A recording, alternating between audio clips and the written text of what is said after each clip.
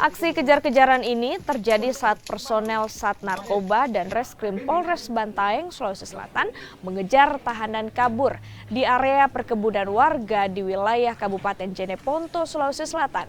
Petugas berhasil menangkap 2 tahanan yang kabur. Keduanya masing-masing Anas dan Arman.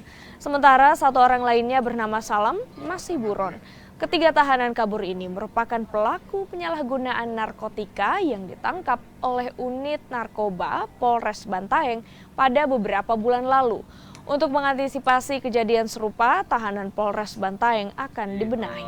Saya jelaskan bahwa pada saat penangkapan ini hari telah berhasil ditangkap 2 tahanan dan 1 orang tahanan sementara dalam proses pengejaran.